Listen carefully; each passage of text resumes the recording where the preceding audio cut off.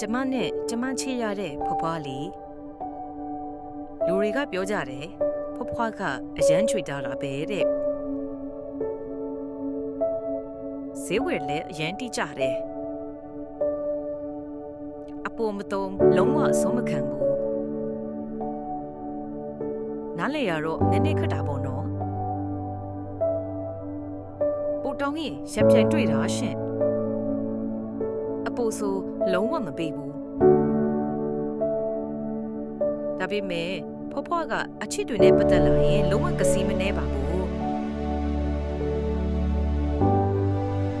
ပိုလို့တောင်ရှက်နေတာ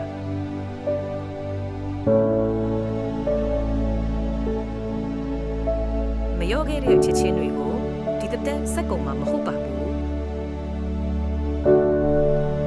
ဒီနေ့တဲ့ကြမှာ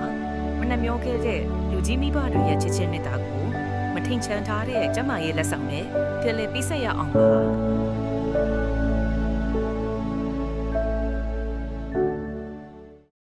ကျမ်းမာချမ်းသာဧကဘာ